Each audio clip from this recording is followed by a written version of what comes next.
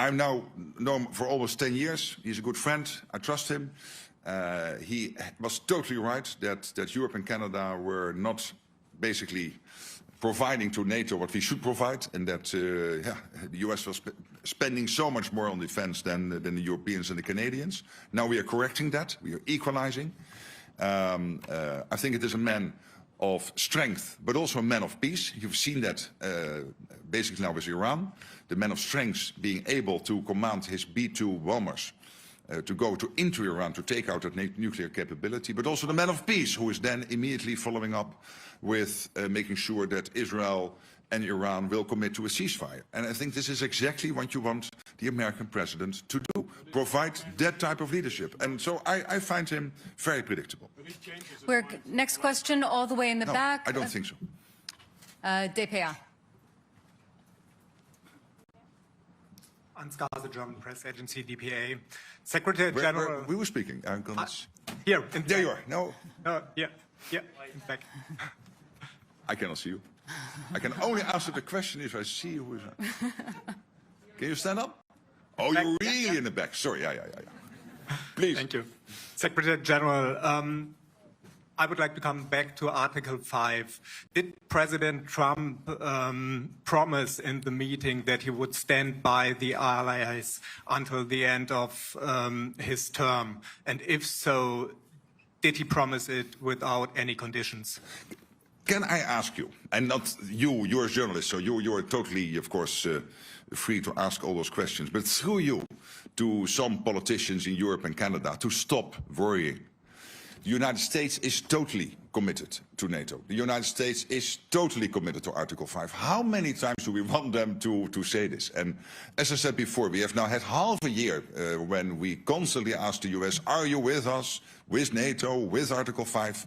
So let's look for another country in NATO, one of the other 31, Iceland, the Netherlands, France or Canada, for the next half year to answer that question.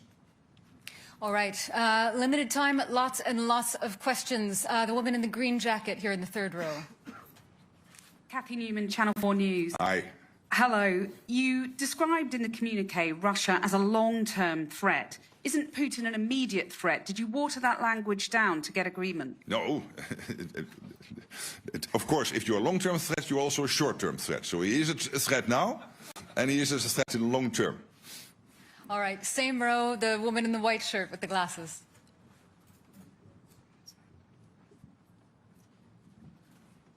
Thank you. Ida Hallikainen from Ilta-Sanomat, Finland. Mr. Secretary General, Russia has expanded its military infrastructure near Finland's eastern border. What is Russia aiming to achieve with this, and what is NATO's message on the matter? And second, if I may, is Spain now serious about the defense spending goal? Yes, on the last question, I believe so. As you know, there is disagreement to disagree that they think they can reach the capability targets by 2.1%. NATO is saying it has to be 3.5%, like for all the other allies. All allies will report on how they are getting to the capability targets, so we will see, and in 2029 we will anyway have a review of all of this. On your first question, well, let's not be naive about Russia. Of course, they are fighting this totally unprovoked war against Ukraine. But at the same time, and this is what we have been hearing, open source from many senior military leaders in Europe, including the Chief of Defense in Germany, they are building up their armed forces and reconstituting their armed forces at such a pace that they could be ready in 3, 5 or 7 years to attack NATO. And that is why today is so important and today is so transformational. Yes, to the question before, because we have to equalize with the US and end the debate which has now been running for 60, 70 years. But particularly also because we know that there is this Russia threat, short-term, long-term, whatever.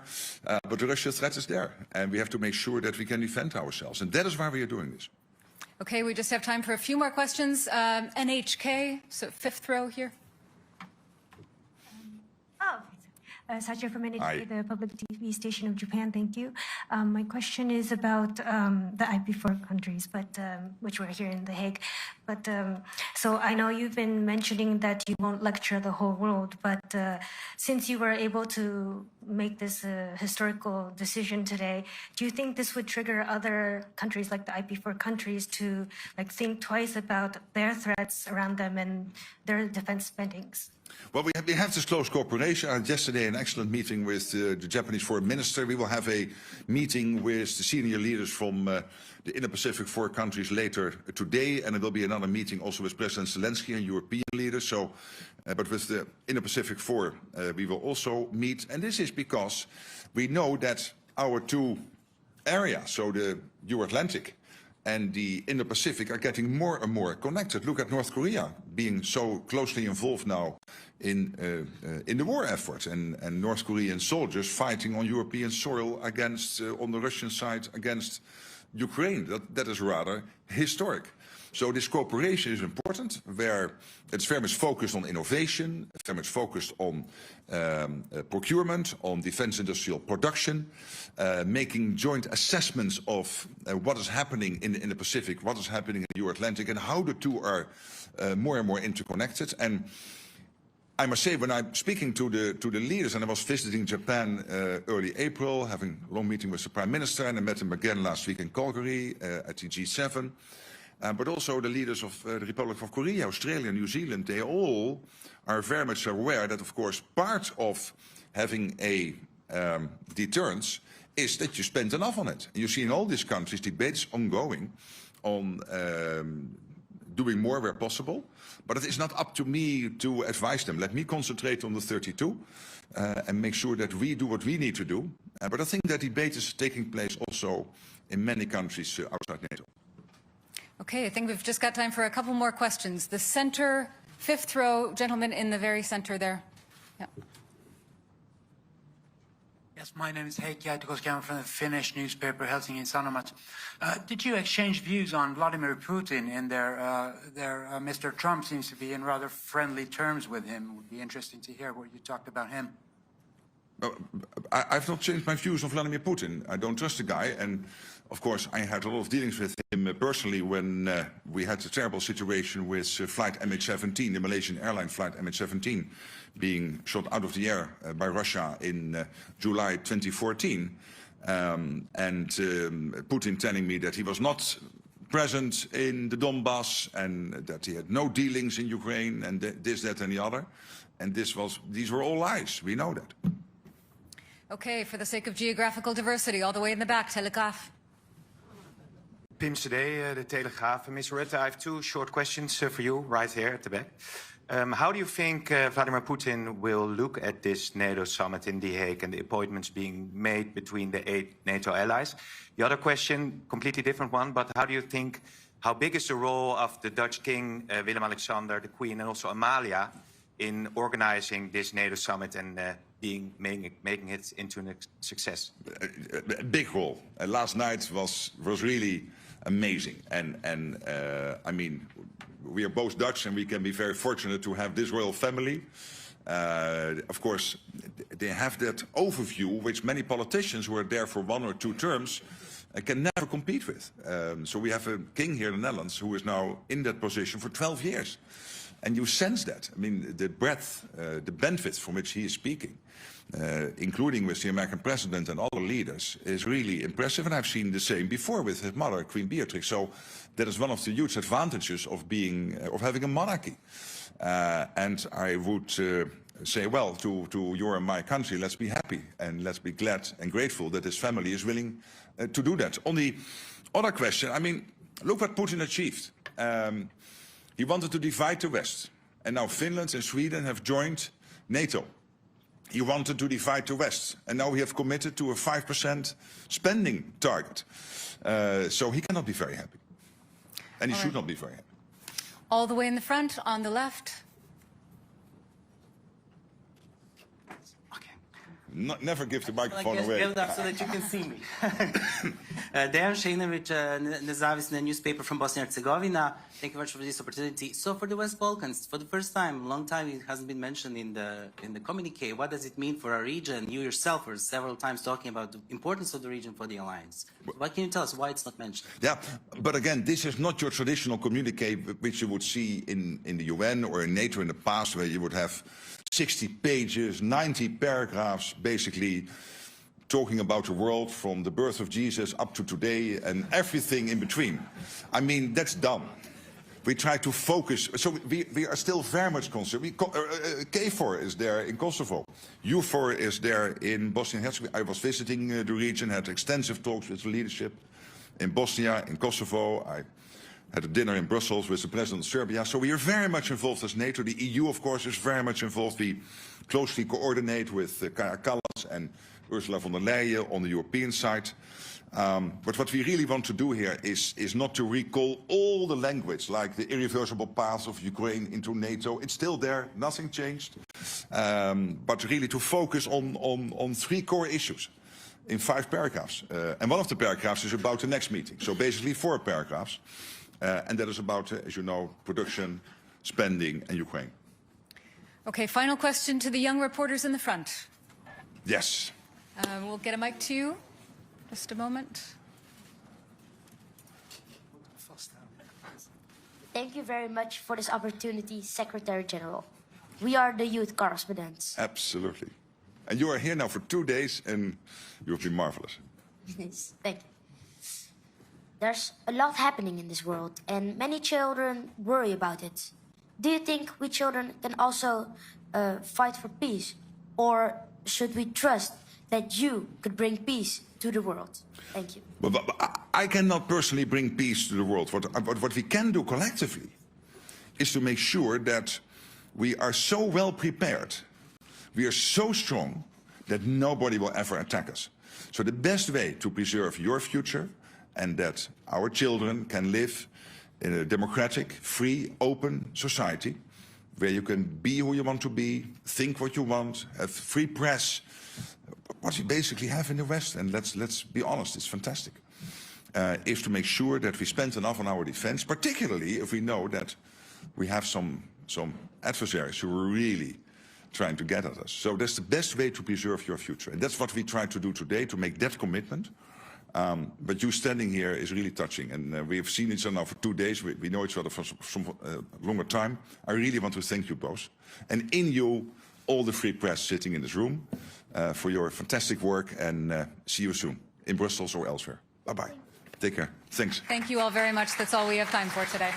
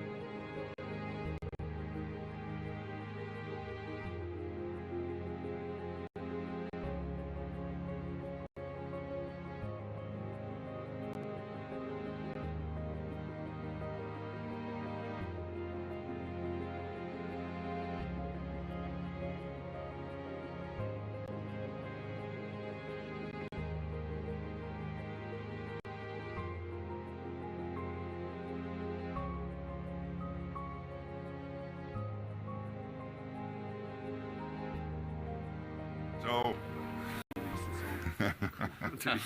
good afternoon, and I'm very happy. As you know, the Indo-Pacific partners are very dear. They are here for the fourth time now at a NATO summit, and we will now have a meeting. And we have that relationship between NATO and the Indo-Pacific countries, Japan and the Republic of Korea, Australia and New Zealand, not because we want to extend NATO to the Indo-Pacific, but because we have friends in the Indo-Pacific.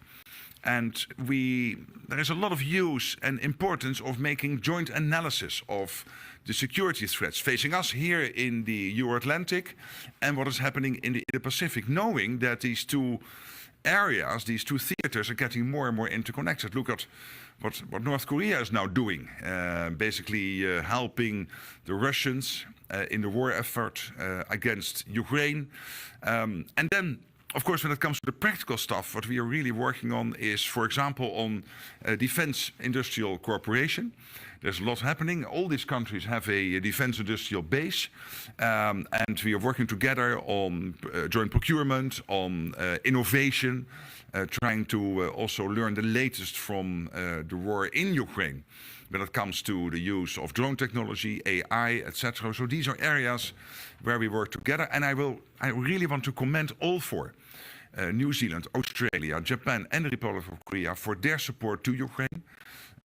In various ways, in financially, practically, that is really very important. And that means that it's not only NATO helping there, we are really in this in a relationship with countries from far from here, but still very dear and near to us. So I really want to thank you for being here. We now will go over to the meeting. I told them if you disagree with what I'm saying, you cannot say that. But I think this was okay. Yes. So let's go. Let's go.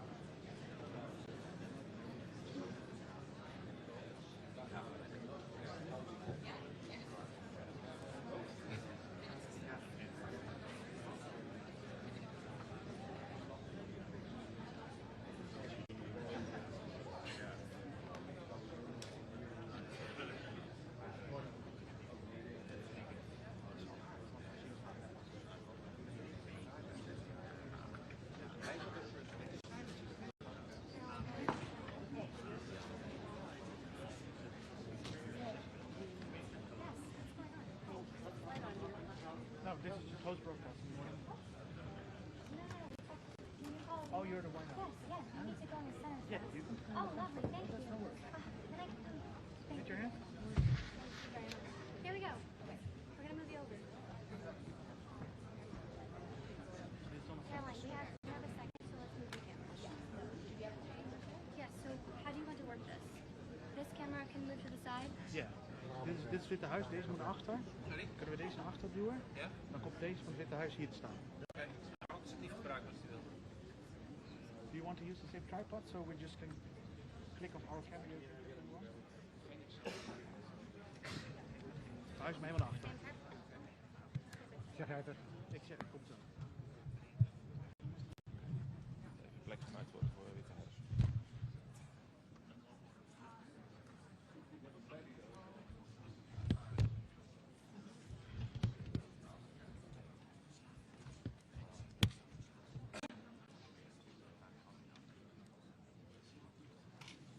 Ze zijn niet heel vriendelijk, zeg maar.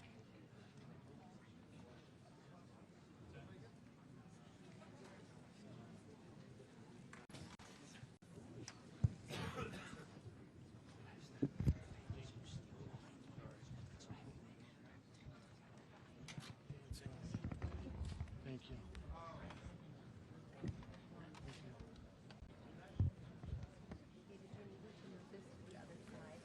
Ja, hang on.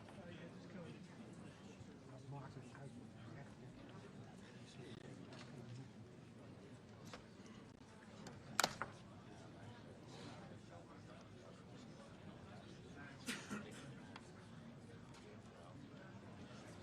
Ja, ik had er wat aan.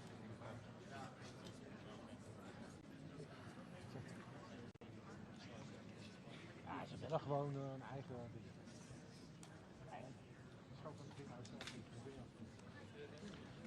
I need power.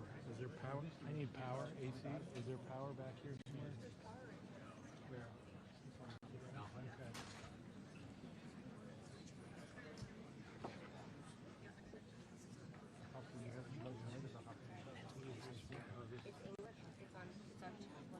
Okay. Okay. What else do you need to do? Let me come up there.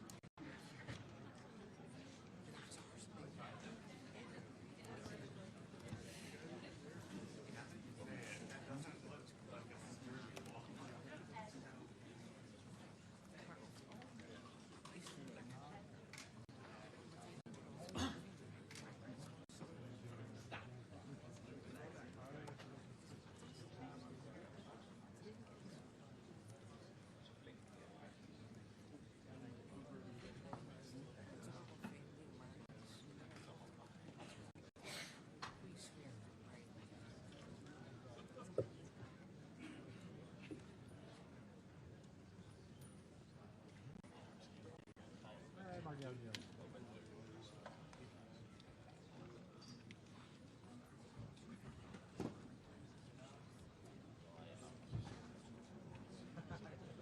Net zo lang. Ja.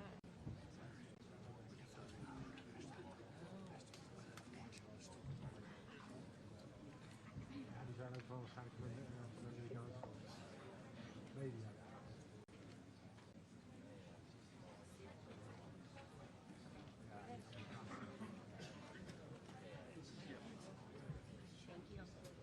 David, Ethernet is right behind you. Ja, dat is van de totaal. Thank you.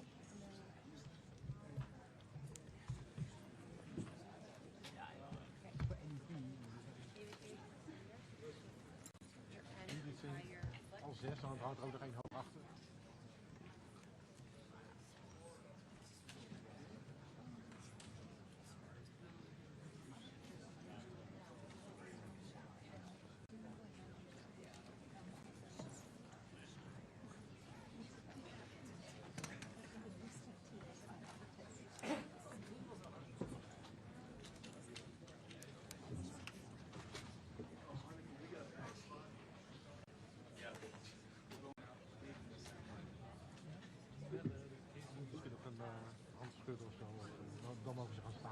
said, is this also mine?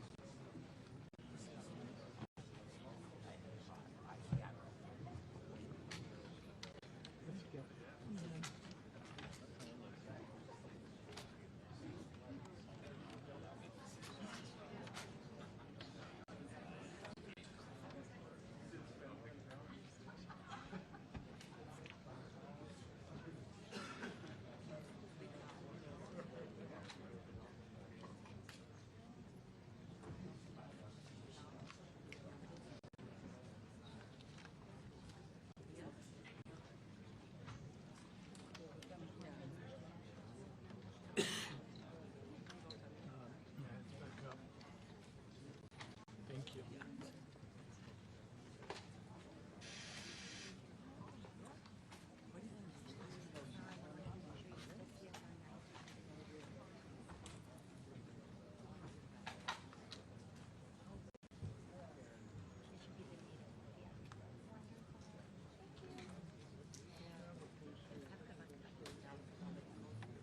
Thank you.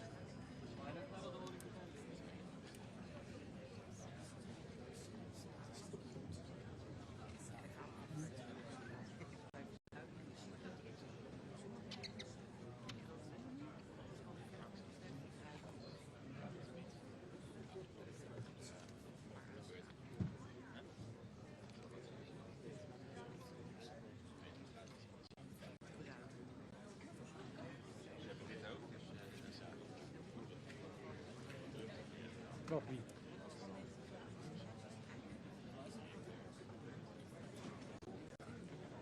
Ja, tuurlijk. Wij toch ook? Wij niet.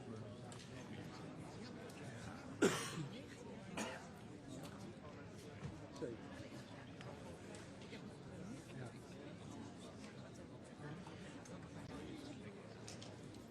Ik heb het gemist.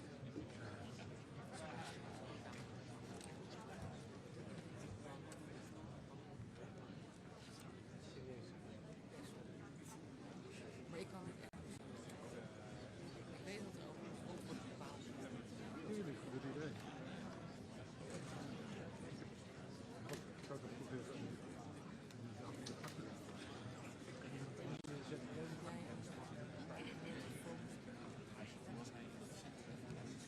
Iedereen maakt het ook goed. Nee, sorry. Nee. Nee. Maar zo goed. Dat is de leeftijd.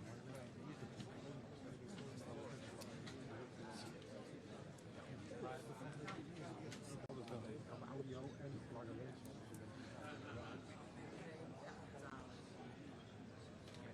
Hoe weet iedereen?